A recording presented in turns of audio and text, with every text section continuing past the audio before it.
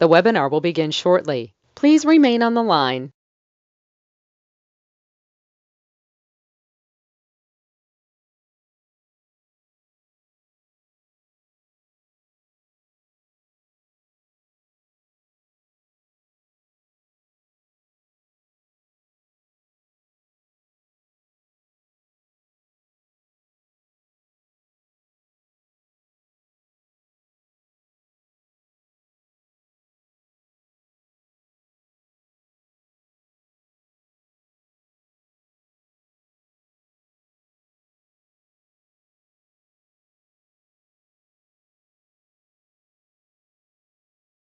The webinar will begin shortly. Please remain on the line.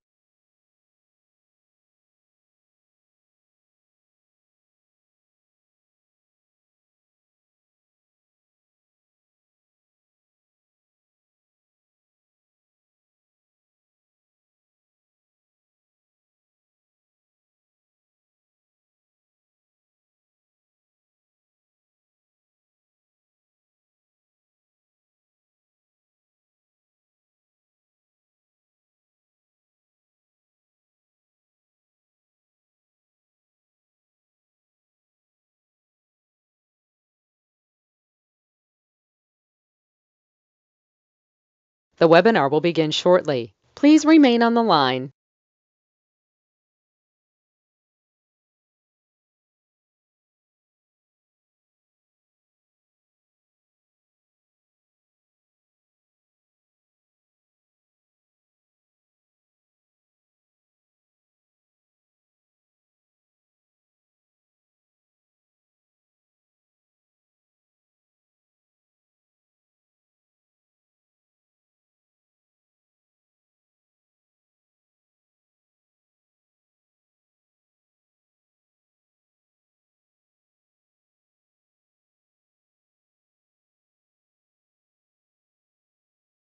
The webinar will begin shortly. Please remain on the line.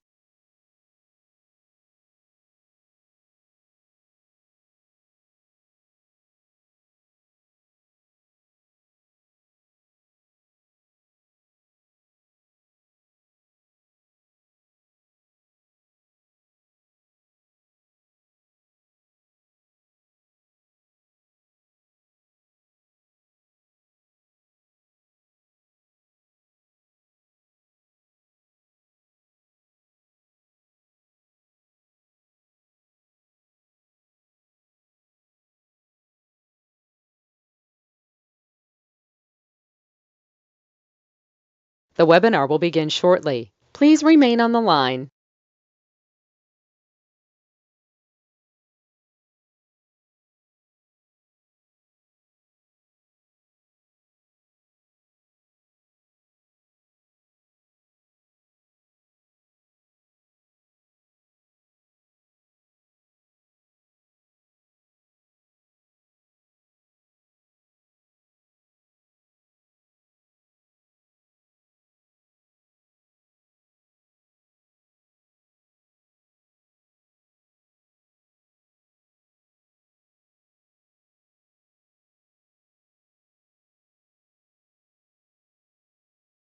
The webinar will begin shortly. Please remain on the line.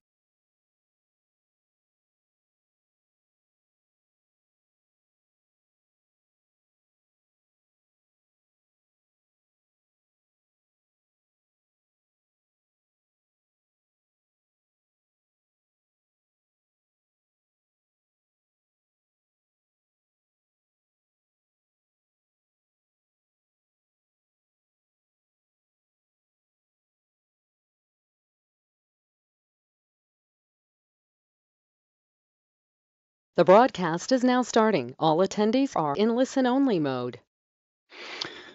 All right. How we all doing? All We're right. doing this again, right? We're doing this again. This Takeo After Dark, multi-streaming in all Technicolor in 17 different languages and 43 different platforms. I might be exaggerating just a little. I'm not sure. Welcome to Takeo After Dark on this beautiful Wednesday evening. John Barba, along with Jason Cox, Dave Holdorf, and Christina with the multi-syllable last name that I've still haven't figured out how to pronounce. after I don't know how many years we've worked together. Our producer, we're happy to have you here. Thank you for joining us for Takeo After Dark.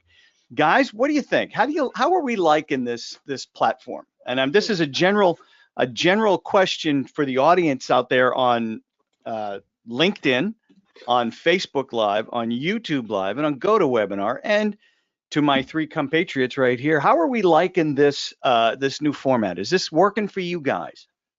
Dave, is it working for you? Jason, is it working for you? Christina, you're the one who makes it work. I know that. Yeah. I like making it work. I think it's pretty cool. I like reaching more. I like reaching a bigger audience. And if we're achieving that, I'm a happy man. Very good. Yeah, me too. Me too. I'm excited because we get a lot of views post a show on Facebook and on YouTube. Do me a favor, no matter where you are, if you're on Facebook, if you're on LinkedIn, if you're on YouTube Live or on GoToWebinar, just say, hey, how you doing? Type in a hey, how you doing? And where are you from? Because we like to get a good representation of where everybody's coming in from. I see Rich McGrath is here. He's my man from New Jersey, which is pretty cool. Let's see, what else have we got? Yeah, we only got the email this afternoon. Yeah, that went out just today. Hey, listen, you got to know what's going on behind the curtain here at Takeo. We've got our national sales meeting coming up next week, and everybody is stressed, man, beyond belief. So, yeah, I'm sorry it just went out this afternoon, but kudos to Christina for getting that thing out for us. But let us know where you're from and where you're watching this from. And again, your questions, as always, we're going to want to hear from them. Dave and Jason, what's going on? Now, Dave, I want to know where you are. You look what I'm seeing here looks oddly familiar. Where are you at? Yeah, we've been here a few times before. So hanging out at the headquarters at Takeo at the moment. So I've got some training classes happening tomorrow. I got a group of people coming in from Albany, New York, coming down tomorrow and Friday for some training classes, getting ready for the heating season. So yes, I am in the training room. That's the big screen behind me. So getting ready to rock and roll for that. So took the drive up this morning from 4 hours. So yes, on the Facebook page, yes, there's one person that logged in and says they're from Cranston, Rhode Island, and that would be you, man. That would be you. I had to put the comment in there. So for the format, yeah, as I drove up here today, guess what I did while I'm driving and sitting in the car for a couple of hours? I'm listening to podcasts. You're listening to podcasts. I knew you would. Right? So it's when you find the time to do these things, and that's why I'm liking this new format, so we can be up on podcasts, and it's not just about 7:00 Wednesday nights. It's all the time now that you can, so when we have a library of these, they will be downloadable on our all the places that you stream from already. So we're going to see a lot of things out there to get that word out there. So I like the format. I do like the format. I found that Takeo After Dark, I think where we had a lot of interaction with people was when we were off script, so to speak. Yes. It was usually after the presentation that we had a lot of interaction with people. We were able to help out, answer those questions that were always bugging you that maybe that's not what the class was about that night. So that's what I did enjoy about Takeo After Dark during the height of it, during COVID, and hopefully this brings it out at the same time. Now, I enjoyed it right up until that peanut butter and blue cheese sandwich. That's the part that just we don't need to hear about that. No, we don't need to bring that back. We don't need to relive exactly that. Right. Yep. So let's see. We got Eileen from Rhode Island is with us. Paul from Jersey. We got James from Winston-Salem. Excellent. We got, of course, Mr. McGrath. We got Ron from Fredericksburg, PA. Excellent.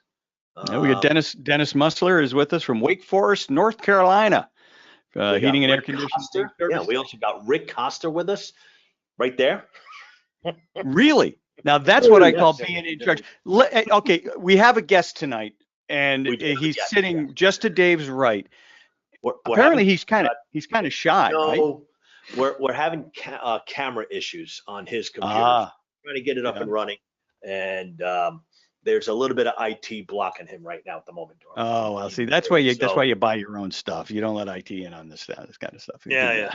I hear you. I hear you. Yeah. We've got Aaron Keene from Edmonds, Washington's chiming in as well, which is great.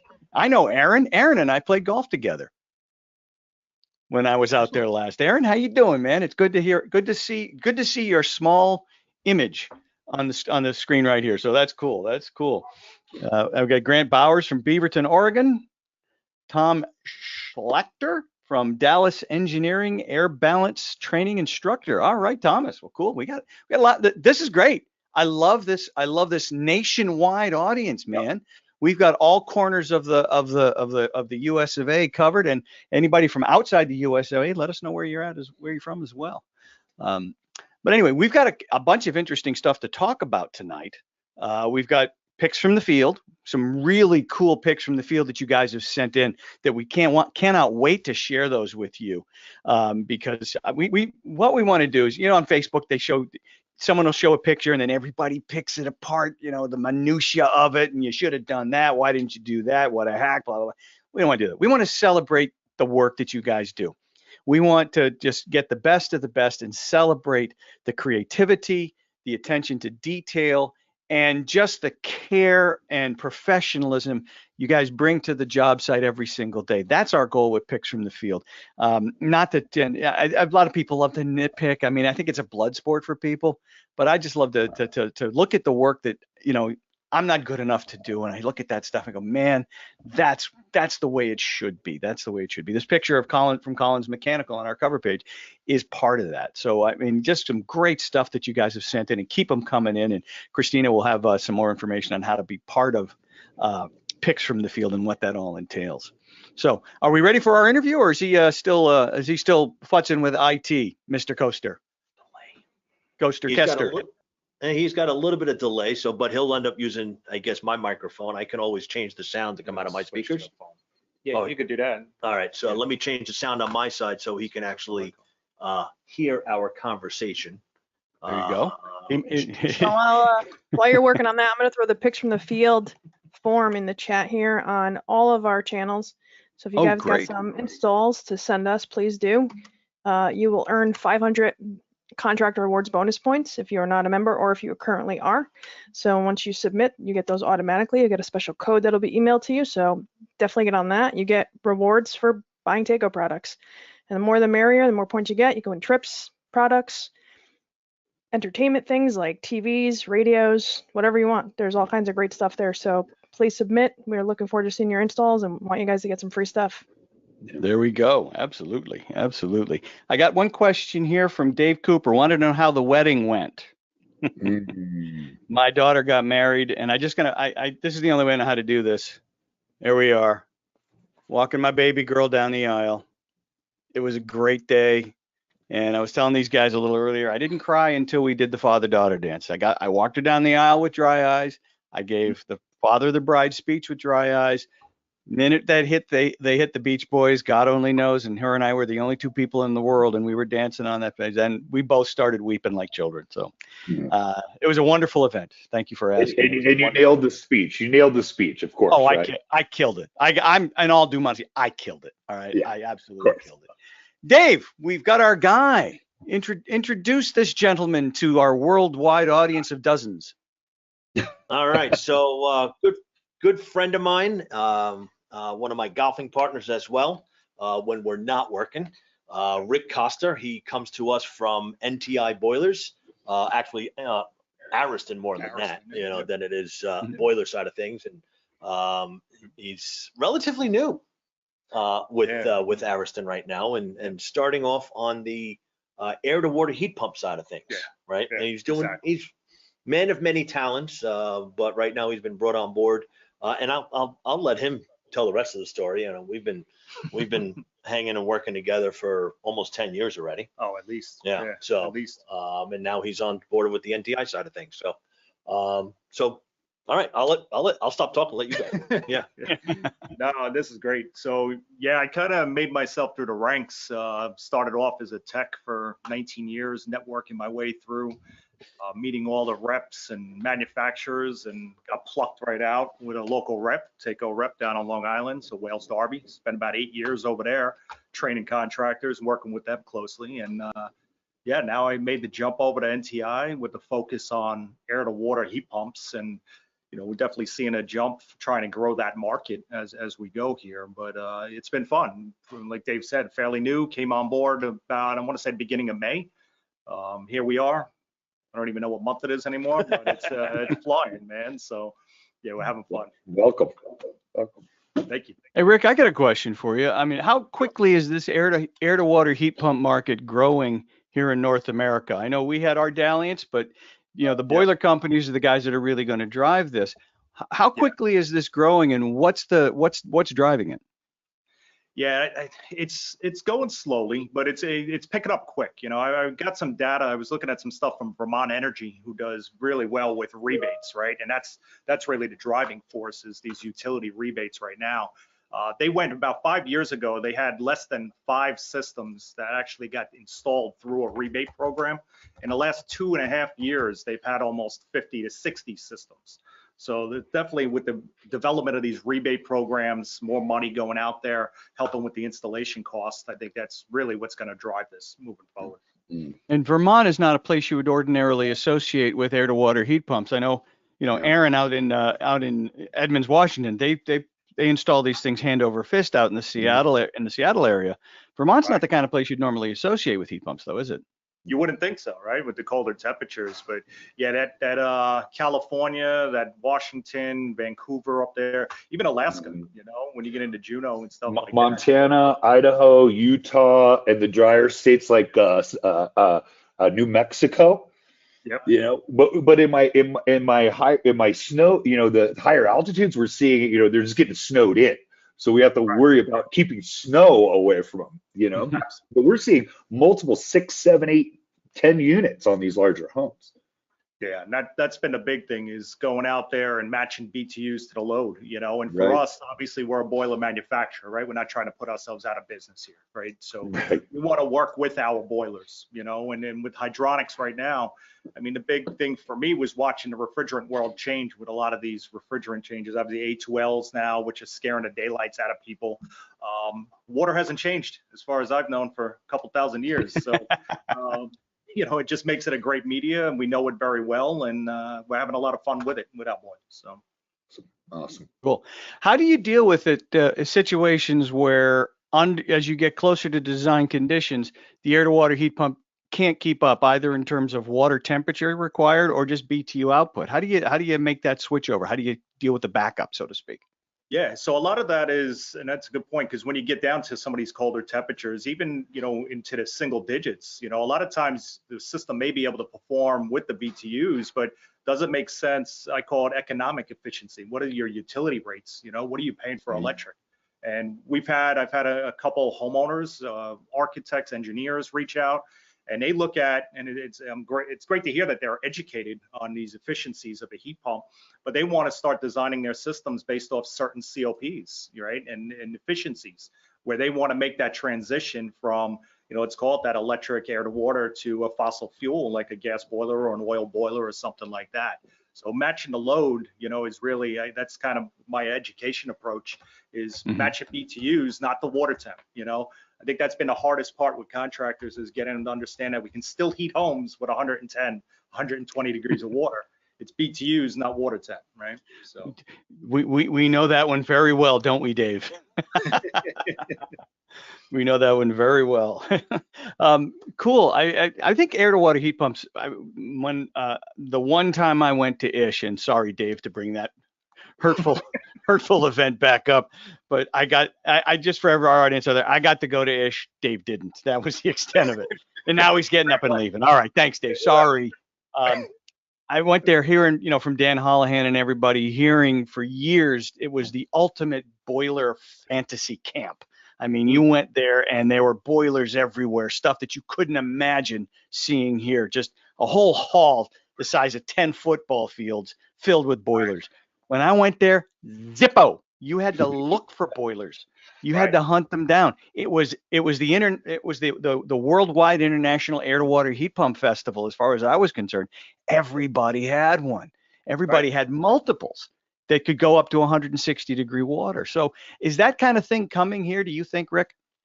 Yeah, I think once, the states, once we, North America, I should say, really starts to approve like R290 propane refrigerant, stuff like that, that's really going to drive those temps up, a little bit. Because I think the concern really isn't on the heating side with the lower temps or raising it for that. It's more the DHW, getting domestic hot water out of these things. Right. So I think that's another driving. We've had considerable conversations with air to water heat pump manufacturers. I'm sorry, let me try that again. Heat pump water heater manufacturers. There we go.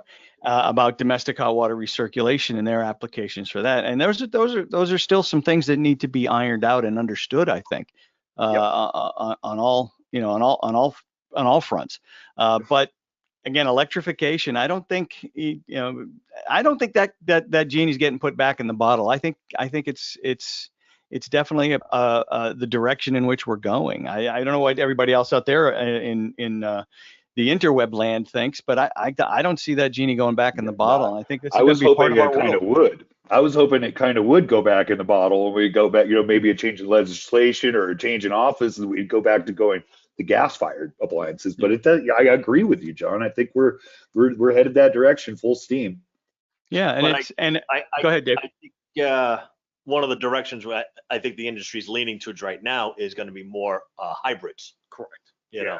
So hey, let's get everybody used to heat pumps, that we can still heat your house hydronically with it. Absolutely. And use that boiler as that backup, or on the extra cold days, or, instead of oversizing the heat pump, correct, you've got your boiler for the really cold days. Even just for redundancy. That's a big part. Yeah. And I think, as the technology grows, as R290 makes it here in the States, as soon as the refrigeration debacle, so to speak, settles out, I think it'll start gaining some more steam again. Yeah, in my absolutely. opinion. Yeah, absolutely. Yeah. It was funny. I saw an excerpt from New York City Department of Buildings. They put a thing out about refrigerant lines in buildings, and they put, electrification options, and they went through all these refrigerant options and all these things you have to do to be compliant with these A2Ls. And then in the bottom with an asterisk, it said air to water heat pump with central distribution. And it said avoids all issues with A2Ls. Right. So they're even pushing people. This is the easier way to go that water route. So especially if you're looking at the monoblocks. Correct. Yeah. So they're looking at the monoblock design, which we can do obviously very well with an air to water heat pump. Yeah, definitely. It's exciting. Yep. Well, Rick, thank you so much for joining us and keeping Dave company, because when Dave's in that building by himself, weird stuff happens. He needs adult supervision. So thank you for doing that for us. We do appreciate it. Been a pleasure. There you go. Hey, tonight our training segment is going to be on that really vague thing that sits out there that I don't think everybody really gets and understands. It's this whole concept of pumping away. You guys have all done this. I love looking at the Facebook groups, the Boiler Guys Facebook groups, and every couple of weeks somebody posts, all right, want to hear from the group. Do you pump on the supply or on the return? And these things just blow up. And you get, this is better, I think, than the zone valve circulator argument, because that seems to have settled down. This, I think we could get into fistfights over. I think we could actually have fistfights and bloodletting over this particular issue. You would think it's been solved, and I think in many ways it has. Most people understand that you should pump away, but there's a lot of questions about what that means and why we want to do it. So we're going to take some of those some of the mystery out of this and try to give you a definitive way of thinking about pumping away and what it does and what it doesn't do. So when we talk about pumping away, really we got to start by asking questions. What is pumping away? And most importantly, what are we pumping away from? What are we pumping away from? It's not just pump. It's not just pump away. It's not that. We got to pump away from something. What is that something that we're pumping away from, and why are we pumping away from it? Why is it important? We have to answer those questions. We have to understand where we're coming from there. And then we also have to ask the question, well, what happens if we don't? You guys know this. For generations, millions and millions of systems have been installed in North America with the circulator on the return side of the boiler that work like a champ, right? They work fantastic. Why is it all of a sudden wrong? We got to understand what we're talking about here and why systems with pumps on the return have worked and worked very well forever, and why moving the pump from the return to the supply might be an enhancement to performance. So we've got to understand that. What happens if we don't? And then what happens when we do pump away? What's the benefit? What are we getting from this? Because there's no right versus wrong. Okay, there's no right versus wrong. There's smart applications and there's mistakes that we can make. But if we're going to say this is right, this is wrong, you're an idiot if you do it this way, I'm sorry, our conversation is going to be short. Okay, because that's just not in reality. So we're going to talk about pumping away, but as Dave reminded me when I was putting this thing together, so you got to talk about what 12 psi. You got to talk about, what the expansion tank does and how it's connected to the system. Let me ask the audience out there on all of our formats. Type it in if you know it. Why do we fill up a system to 12 psi? A residential hydronic system, typical normal residential hydronic system. Why do we fill that up to a fill pressure of 12 psi? Why is the expansion tank charged to 12 psi? Why are pressure reducing valves factory set to 12 psi? What is so magical about 12? Yeah, come on, YouTubers. I expect you guys to chime in. Yeah, despite the fact it's an even dozen, what is so special about 12? All right. Texas engineers taught to pump away from the heat source and the pump into the chiller. Yeah, okay, there you go. That's from Thomas. That's on the commercial side. But now let's talk about it. What is so special about 12? Well, I heard this a bunch of years ago. So I think it was the ASHRAE show 1947.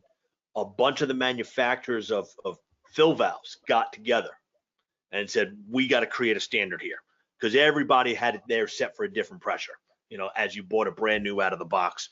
So they basically took an average of those top 5 manufacturers that were making fill valves at the time and said 12. Really? That's what you're going with? That's my story, friends, and I'm sticking to it. That's the best you got? There it is. I thought I taught you better than this, Dave. There's math, people. There's math behind it. What I'm curious about is how many people were following along thinking, really? That's what happened? So, I'm just curious if they fell along. Christina, did you believe me there for a second? I actually wasn't listening to you because I've learned it too well. Oh, Dave! Burn. Hey, Dave, now you know how I feel. Dave does that to me all the time. What do you think, Dave? I wasn't paying any attention. Ivan's got it on YouTube. Christina, give yourself a raise. No problem, I will. There you go. Why do we fill to 12 psi? Well, we learned this day one of plumbing school. A column of water. When I went to code school to get my journeyman's license, this is the first thing they taught us. A column of water, 28 inches high, will have a gauge pressure at the bottom of 1 psi. All right, 28 inches, 1 psi. Okay, 1 psi. Doesn't matter how big around it is, just how tall it is. Now, another way of saying 28 inches is 2.31 feet. Aha, there we go. 1 psi equals 2.31 feet of head pressure, Now, why do we fill to 12 psi? Well, let's do a little arithmetic. From the water level, the feed level of the boiler in the basement, up to the uppermost level of a normal 2-story residential structure, or in this case, a 3-story residential structure. So I got 5 feet from my fill level up to the first floor. Then from first floor to second floor, it's 9 feet. From second floor to third, it's another 9 feet. 9 and 9 is 18, plus 5 is 23 feet. That's 23 feet up in the air. Now, if I were to multiply 12 psi times 2.31 feet per psi, 12 psi times 2.31 feet per psi, that's 27.72 feet. That's enough pressure to fill and pressurize a hydronic heating system up to the radiation level of a typical residential structure with a little bit left over for safety. So that's why we fill to 12. That's why the expansion tank is charged to 12. That's why the pressure reducing valve is charged to 12. Now, what does this have to do with pumping away? Good question. Does that pump go on the supply or the return? Well, we talk about this thing called the point of no pressure change. Now, the point of no pressure change is the spot where the expansion tank connects to the system, usually right underneath the air separator. That's the most convenient and logical place to put it. And that's also the best place to install your cold water feed, your pressure reducing valve, right at that point of no pressure change. Now, Jason, I know you know this.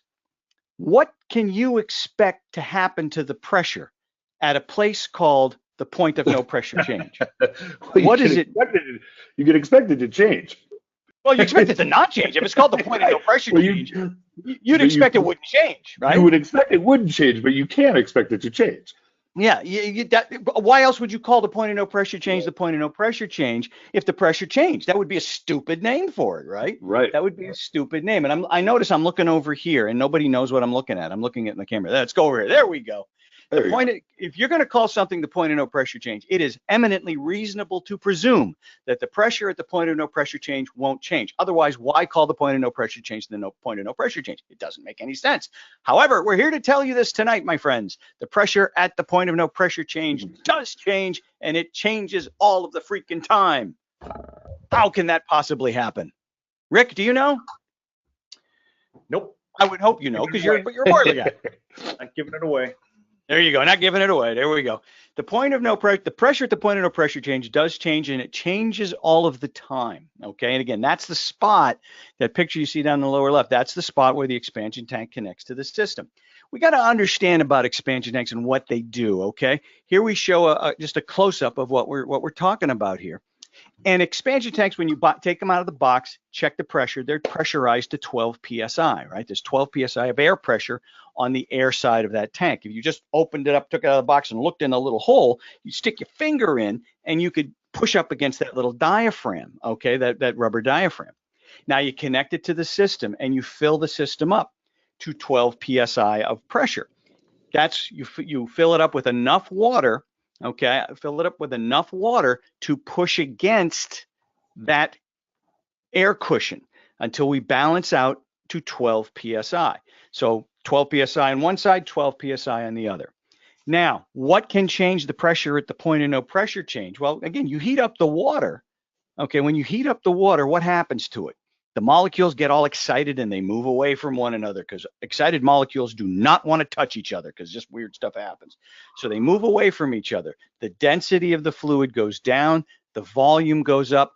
Where does it expand? Where does that volume expand into? It expands into the expansion tank. It pushes against that diaphragm. We compress the air a little bit on the air side. That increases the pressure. You compress air, you increase the pressure. That's just the way, that's science. That's just the way it works.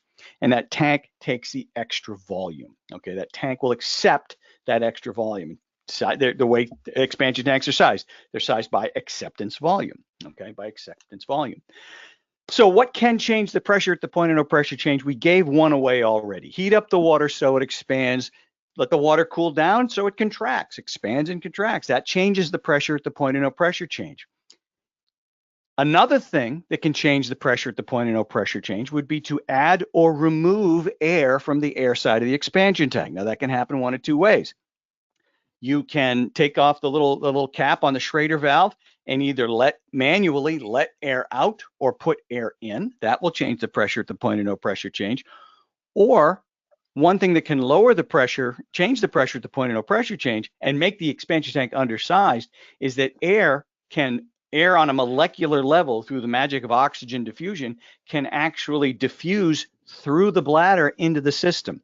The expansion tank manufacturers will tell you you can lose up to 1 psi of air pressure every year on that air side simply through oxygen diffusion on a molecular level. So you do want to check your air pressure from time to time on your tanks as well. Otherwise they get too small. The acceptance volume goes down. They get too small and you pop relief valves. That's kind of how that works. Now, add or remove air from the expansion tank. The third way would be to add or remove water from the expansion tank, but the only way to do that would be to add or remove water from the system, okay?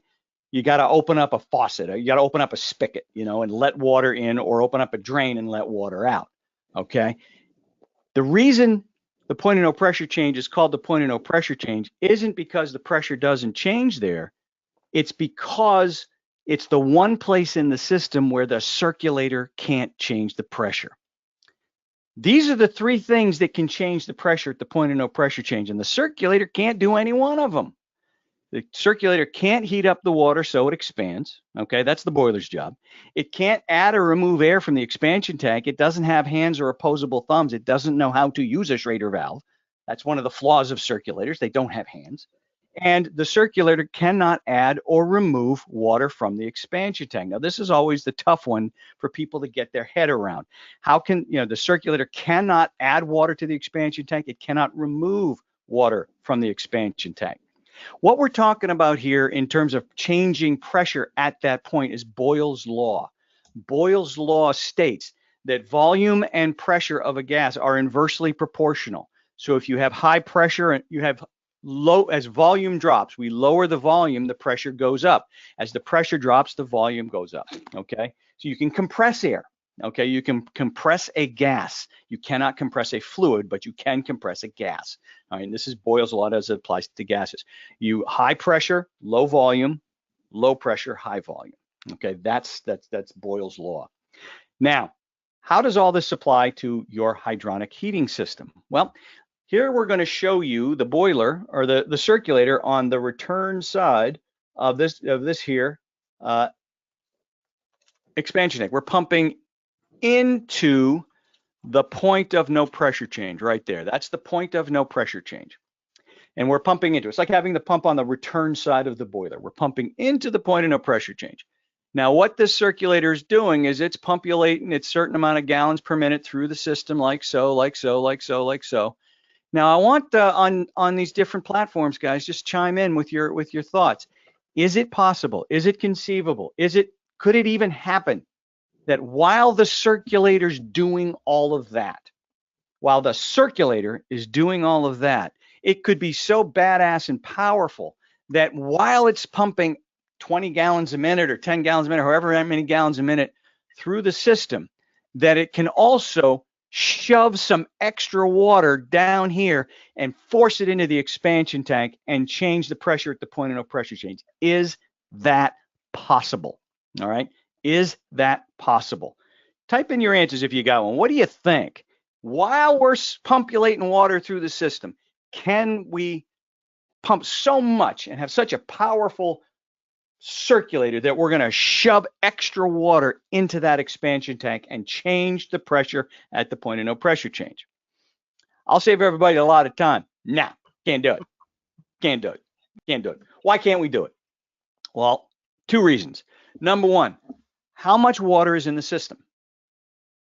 It's X amount. It's a fixed amount, right? It's a fixed amount of water in the system. Okay, there's a fixed amount of water. It doesn't change. It doesn't go up, doesn't go down. It's fixed, okay?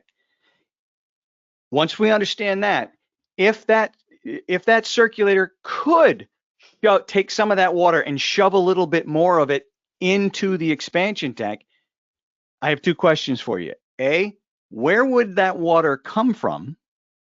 And B, what would it leave behind? Where would that water come from and what would it leave behind? Those are two unanswerable questions. Yeah. What? Number one answer I get is air. Air. Well, you can't leave air because there's no air in the system, right? There's no air in the system. It's all water. There's no air in the system, right?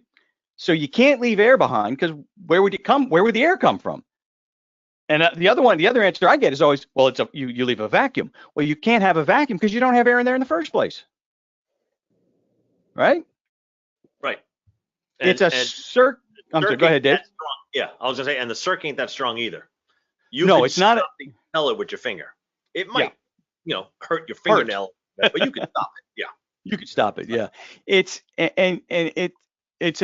thing to understand here. It is that it is a circulator and not a pump. It's a circulator, not a pump. We think of like a well pump. A well pump pumps into a big expansion tank, a pressure tank, right? That happens all the time. That's what we expected. Yanks water out of the well, shoves it in that pressure tank. This isn't that. This is a closed loop circulation system. It's a fixed amount of water. I can't add water to the expansion tank because the circulator can't add water to the system. It just doesn't happen. So in that respect, the circulator cannot change the pressure at the point of no pressure change. Now, let's move the circulator to pump away from the point of no pressure change. Is it conceivable now that the circulator could be so honking badass that while it's pumpulating like this, it could actually take water out of, by some sort of a Venturi effect, take water out of the expansion tank and lower the pressure at the point of no pressure change? Is that conceivable? Well, the answer there is no, for the exact same reason. If I'm going to take water out of the expansion tank, I need some place to put it, right?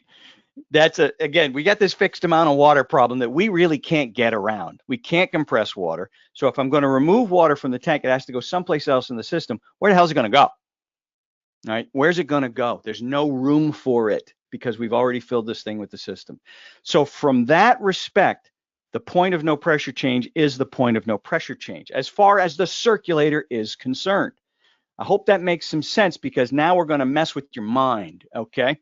If I got in a closed loop system and I'm pumping towards the tank, so pump on the return side, I'm pumping towards the tank. The tank is charged at 12 PSI. My highest point in the system up at that air handler is 18.5 feet above that point where the expansion tank is. Now, 18.5 feet divided by 2.31 PSI per foot, PSI, or 2.31 feet per PSI, excuse me, 2.31 feet per PSI. The feet cancel out, and I have a static pressure drop, a static pressure difference of 8 PSI. And that's just the weight of the water, okay? That's just the weight of the water. I've got 12 PSI down at the expansion tank level. Way up at the uppermost portion of that system, I have 4 PSI, and that's just height and weight of the water, okay? That's why we filled the 12, people. That's why we filled the 12. Now, my circulator's off. It's not creating any kind of a pressure differential. Again, circulator doesn't create pressure. It creates pressure differential. That's important to remember. So my circulator's off, 0 PSI pressure differential. If I had gauges on the Gazinta and Gazauta side of the circulator, they'd both be reading 12 PSI right here. They'd both say 12 because it's off. All right, it's off. Now, let's turn that circulator on. I'm pumping into the point of no pressure change. The circulator can't change the pressure at the point of no pressure change, because the only reason we call it the point of no pressure change is because it's the one point in the system where the circulator can't change the pressure, right? So I cannot increase the pressure on the Gazauta side, but that circulator must create a pressure differential in order for it to work, okay? It creates pressure differential and flow ensues because high pressure goes to low pressure. So what it's going to do is it's actually going to drop the pressure on the Gazinta side. It's going to drop the pressure on the Gazinta side by 4 PSI. So it's 4 PSI lower. We've created the 40 PSI pressure differential. That's what this particular circulator can do. I can't raise it on the Gazauta side. I have to lower it on the Gazinta side. But that starts a chain reaction because I've lowered my pressure. Let's see, where's my little, I've lowered the pressure here by 4 PSI. That means I've also lowered the pressure here by 4 PSI. I've lowered the pressure here by 4 PSI. And most importantly, I've lowered the pressure there by 4 PSI. It was 4, now it's 0. Now it's 0. And when you have 0 pressure, we have 0 pressure differential. And we don't have a pressure differential, we don't have flow. And we don't have flow, we don't have heat. And therein lies a potential problem. Well, it's not a potential problem. If you don't have flow, you don't have heat, you have a problem, right? But we'll get into that when we do part 2 of this. Now, if I move, Dave? Keep bleeding. He was going to keep bleeding. Keep bleeding them radiators, baby. Keep bleeding them radiators. There you go. There you go. Now, if we were to just simply pump away from that point of no pressure change, again, everything's off. Everything's the same as it was before.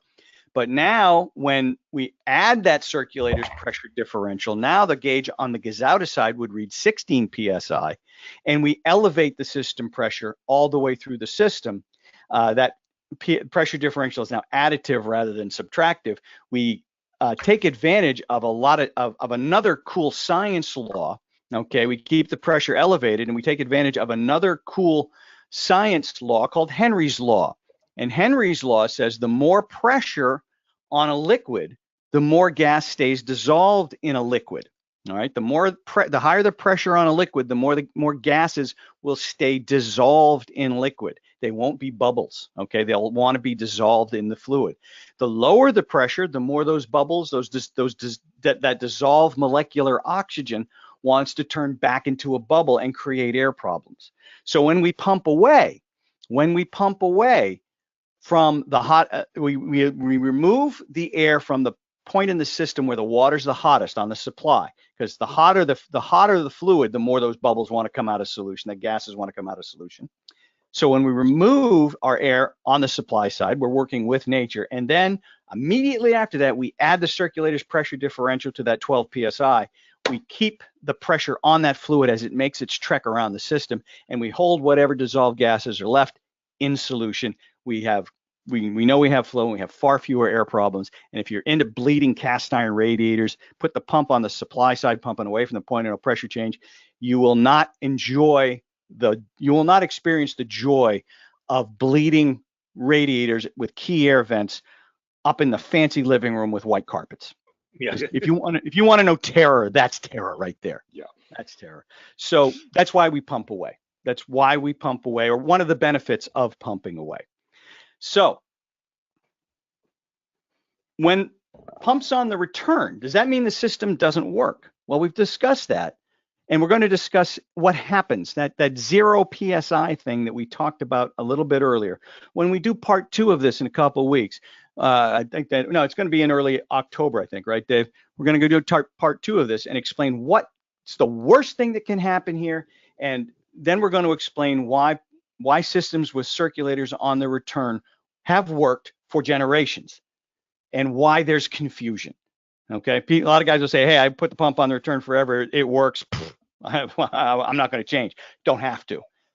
Just make sure you don't change the circulator you use. Okay, that's the important part, because the circulator that you've chosen for that job really works well in that application.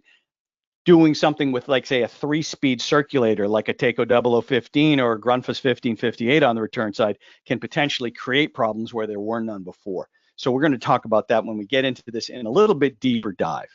All right.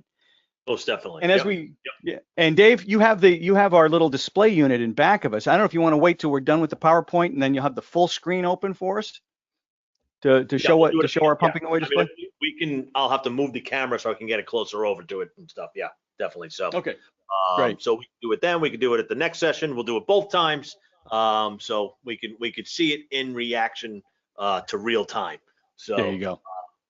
So yes. So anyways, the next section of our Takeaway After Dark series here is our picks from the field. And this is a section that we do that is to showcase what you guys are doing out there. As John was saying, there's so many times picks, people are uploading their job sites. They're proud of stuff, and then it just gets ripped apart online, right? So, but what we're doing here is showcasing and celebrating your installs. So, so picks from the field, John, if you want to click along, unless you gave me the con. Oh, there we go. I will give you the con right now. Yeah, so you'll see here a QR code on this screen. So if you're a contractor out there, you want to submit some pictures, scan that picture, scan that QR code, tell us a little bit about your job site. It's going to show, oh no, you made me the presenter. You could have just given me the mouse because I didn't have the PowerPoint up. So. Well, never mind then. I'll take it back and give you the mouse pad. I thought maybe that's what you were doing. So. No, there we go. I'm going to give you, sorry about that. I thought I was being official. There you go. Now. That's all right. There we go. There we go. All right. So anyways, so again, we want to showcase your work. We're going to showcase it on our socials, and we're also giving you 500 bonus points on our contractor rewards program. So if you're not signed up there, you'll also be able to sign up, get some extra points, get some free stuff for your purchases, as well as just submitting pictures from some of your installs out there. So, all right, clicking on through, Jay. That's you, man. Do I have the mouse? No, I thought you did. You didn't accept it, so I still have it. Oh, it didn't Well, here- pop up on my screen. Gotcha. Oh, Okay. yeah. So this is a job site that we visited that was installed a couple of years ago, and this is actually one of 5 different mechanical rooms. This is a what they call the Trinchera Ranch in Colorado, and this is one of their mechanical rooms. They have a hydronic system heating the entire building. You'll also see a flat plate heat exchanger over here. So they have multiple heat sources, and they also have some portions of the building that's glycoled and other portions of the building that are not. So so you'll see a lot of stuff going on this screen, a lot of zones. Some of this is branching off and going to different cabins that is on this ranch itself. So that's why you see all these zone valves, the zone sentries here on this project. You'll see several circulators. We see 2 air separators because these are actually 2 different systems. So the system up on the top here is coming from a separate heat source, and then the circulator here and here that you'll see are tapped into from this heat exchanger here. And I also wanted to showcase here, we see a great picture of pumping away. So I got a couple other pictures, a little close up of it too at the same time, John. Unless you gave me the con, nope, there you go. There we go. I got So you. you'll see here that air elimination tied in with our expansion tank, and you follow along this line right here. You see it branches over to right to that circulator, which goes to an air handler. This is coming right off of that heat exchanger. So I believe that was going to a snow melt section in the building itself.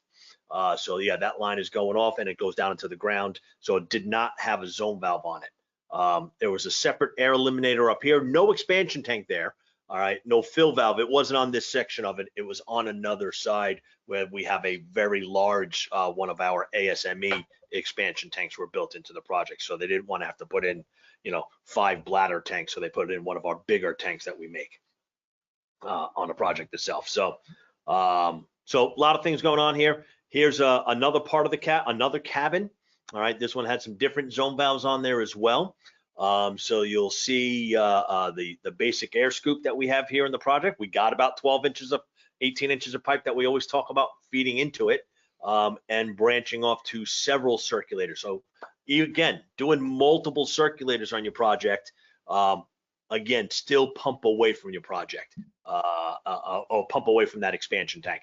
So on this project. So a lot, like I said, they followed it to the letter here, in what they were looking for pumping away. So big project, lots of little mechanical rooms. This was just a sample of those few projects that you had. I think I got one more photo, John, I believe, that I pulled up there. There you go. So, so you can see that we're pumping away. Again, this is different. This is from a different area. These 2 T's down here going to a different side of the system itself. So they're kind of flirting with that 18 inches there. I said I wouldn't. Yeah. I said I wouldn't nitpick because this is really awesome work. But I'm looking at this. Okay, that ain't 18 inches. That's more like 12. Yeah, it's close. It's close. It's Yeah. close. It's close. But as you can see, these are tight mechanical rooms. There are not a lot of space. There was a lot of mechanical rooms on this project. So yeah, could have got a little bit more, but it was feeding in some tight quarters and to get everything into this project and all tied into each other. So, so the Trinchera Ranch. Very nice. Very nice. Yep. And that is impressive work. That's again, just to me, the brilliance here is visualizing this system and then executing that visualization, because you've got to be able to see it, right? I mean, see how this is going to play out. Even if you draw it out ahead of time, you still have to be able to imagine what it should look like and how you can fit it into those cramped quarters. And to me, that's the brilliance of some of this stuff is being able to make that, getting 10 pounds of hydronic, into a 5-pound closet is just, to me, is brilliant. And it takes real vision to do that. Yep, that's always the big challenge. Yep, and making it understandable when you come back 5 years later. Yeah, or when someone comes back, it may not be the same guy, right? Yeah. I mean, I've gone to job sites that I've helped design over the years, and I went back 10 years later, and I stood at the wall for about 15 minutes looking at it, saying, "What the heck was I thinking?" Dave, I do that with you all the time. I'm sorry. So, and this project here, this project is about 7, 8 years old. Mm. So it was a bunch of years ago. That's why we're not seeing any ECM. This contractor does do some ECM circulators now for a lot of his projects. He did not have, we didn't have the size that he was looking for back then. Right now, he would have probably dropped in a couple of 26Es, maybe a 34E for his project with all those zone valves on there. So so this was an older project, but I saw so many examples of that pumping away that I had to make sure we pulled it back. So an older pics from the field that we had, but it was still relevant to today. Yep. 100%. I think I'm seeing a double OVDT on this page right here. Oh yeah. Yeah, that's the AC Delta T pump that we still have available. Double OVDT that you can buy, but the ECM version is there as well. But that's set up for Delta T pumping right there. So I did see a question pop in from Tom, and he was asking about, you starting to see PEX tubing used in these pictures, in these systems. So if you go back a few slides, where you see the main mechanical room with all the zone valves on it, like right there, they did from below the floor there switch over to PEX running out to different areas. So this contractor in general does not have a lot of exposed PEX. He used a lot of PEX going to remote locations, Right. to different areas, to the different zones, where it was behind the wall. He wanted that rigidity here for all the copper that you're going to see. Yep.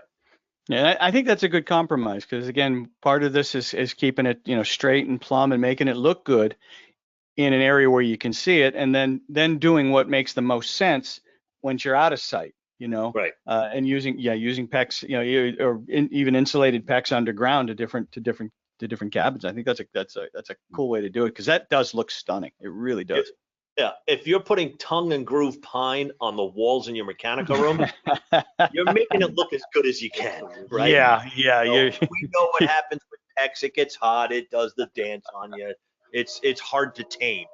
So yeah, he could have gone ahead and put in a radiant manifold here and put actuators on it rather than using the zone sentries to break it apart. That's an option too.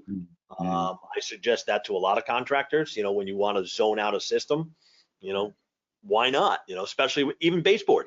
Go with fin tube baseboard and a manifold and loop every room around with that leftover 1/2-inch PEX. So yep.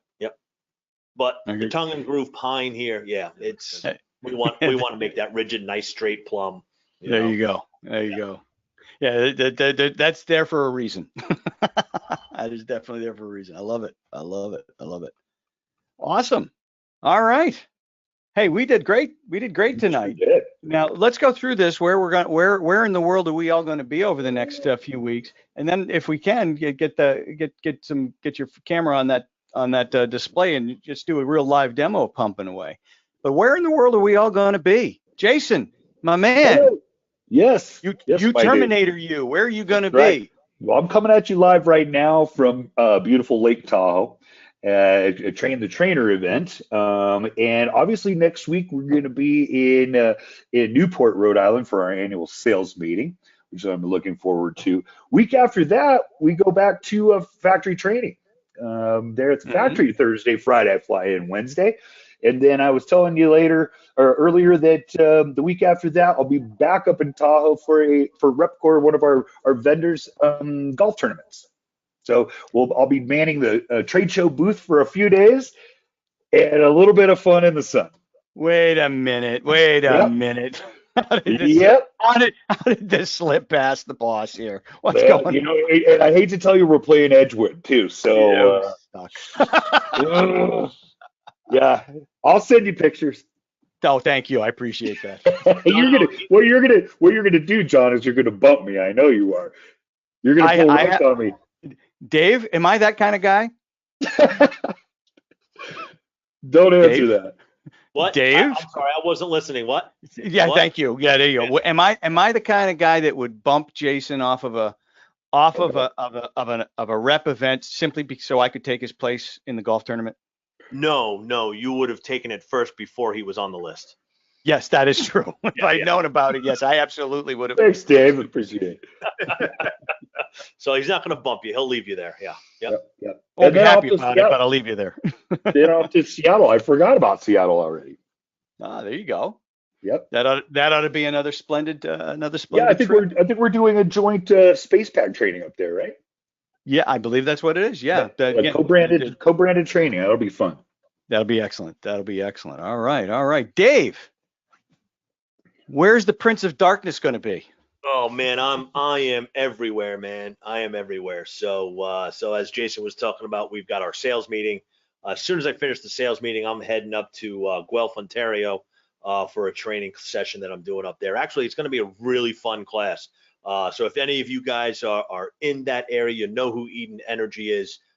They've got their heat pump symposium going on, and I'm doing a section on 30 hydronics mistakes in 30 minutes. So the last time I did the session, I got it done in about 28. So I stayed under the time limit. So it is a lot of fun doing this session. So that's September 12th. The factory class. So if you've never been to Rhode Island, you haven't been where I'm sitting right now, we've got our factory 2-day class coming up September 18, 19, Thursday, Friday. Hit the website, register, come on down, come see the three of us here. And heck, maybe even Christina will swing on in. Yeah, we'll see. Yeah, we'll Come see. She'll just be Okay. sitting a few desks away. The four of but us are the John, Paul, George, and Ringo of training. I want everyone to know that. That's it. Yep. We are the Beatles. So that's our factory class here. And if September you can't make because it's kind of close, we still have an opening in October. So hit the website, register there, let us know. Right after that, I head out to Cape May, New Jersey for OESP.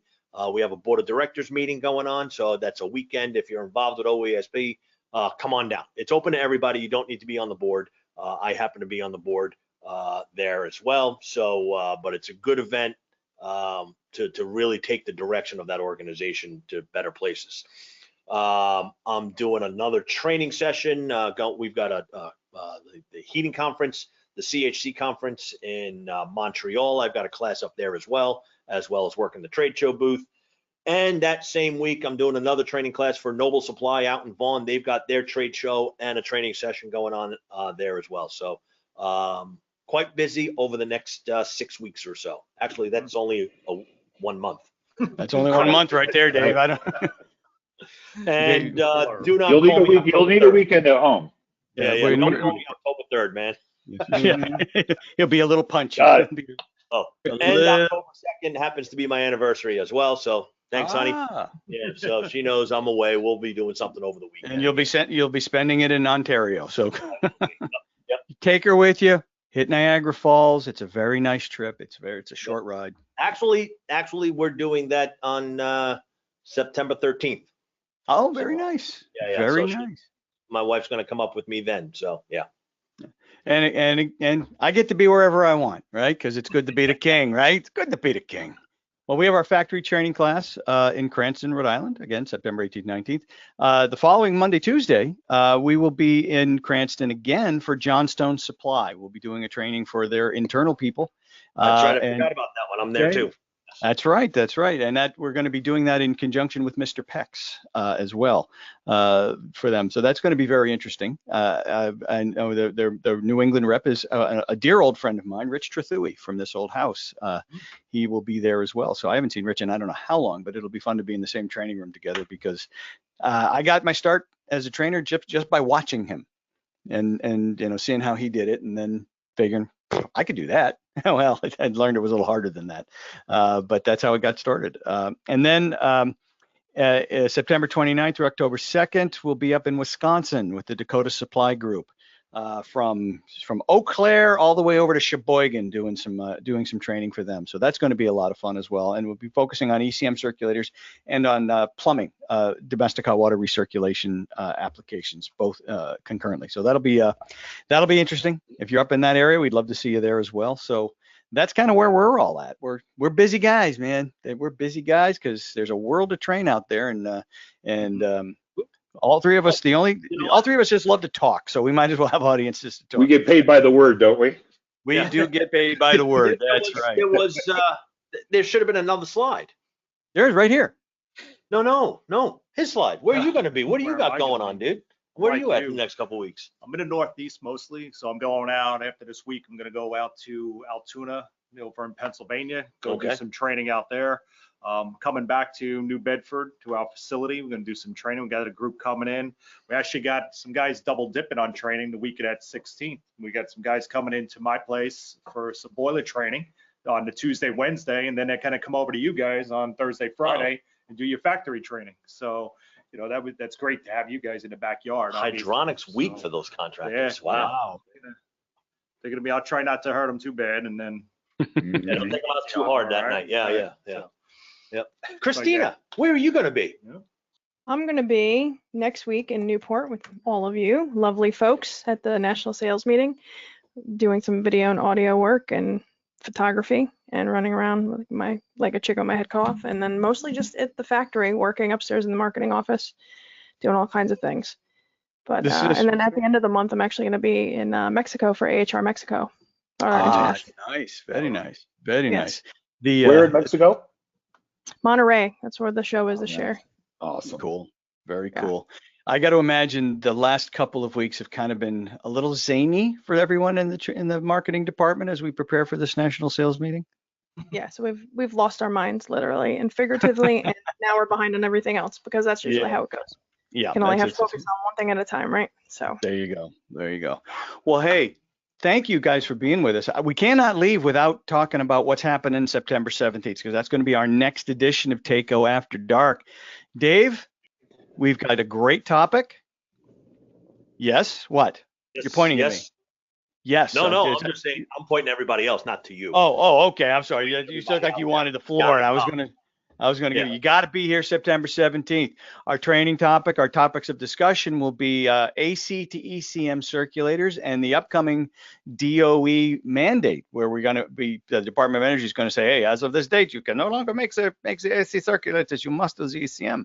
That's coming up in 2028, but we're going to talk about what that means to you and what we're doing to get there. So so you understand what the transparency and everything.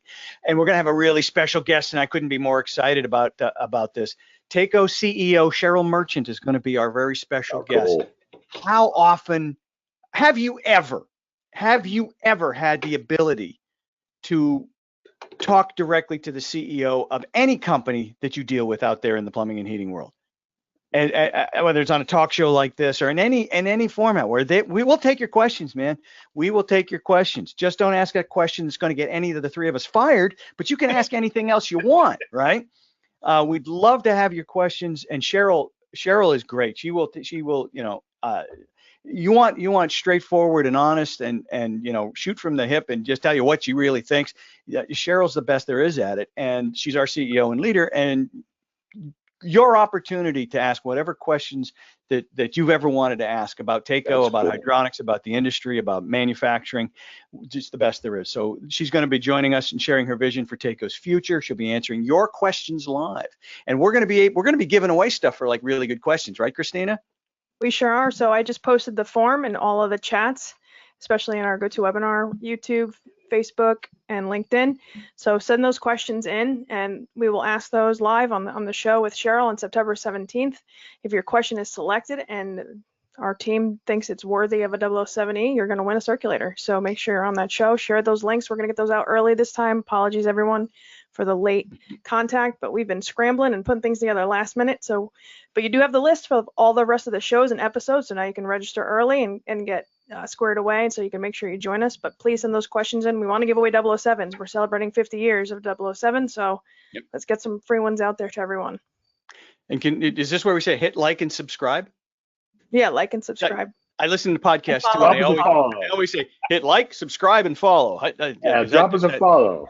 Drop us a follow. That's right. Like us, hit subscribe, and follow, and do all that other cool stuff. Probably should have done that within the first 3 minutes, but that's okay. We're learning. The last 3 is always good too. Dave, this is the last preseason game. Okay. Tonight is the last preseason game.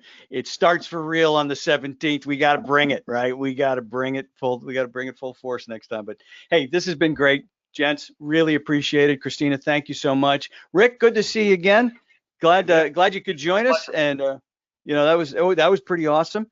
And thank you to everybody out there who joined us for another edition of Takeo After Dark. And again, your feedback, whether you want to send a direct message on any of these forums to any one of us, please do, because we'd love to hear from you. And how do you like this format? What suggestions do you have? We're always trying to make this thing better and more entertaining and more useful to you, so we can deliver content that's going to matter to you and make a difference in when you go back to work tomorrow. So that's really what we're hoping for.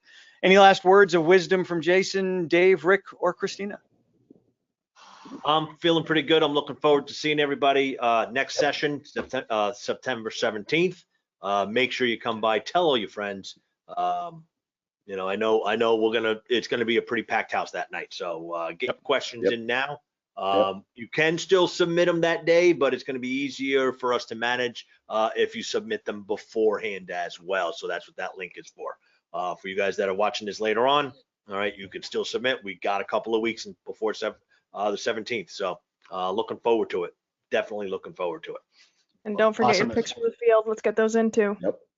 Yes, picks from the field. And I do want to say thanks, Rick. Thanks for swinging by. Greatly appreciate it. Nice to meet you again, Rick.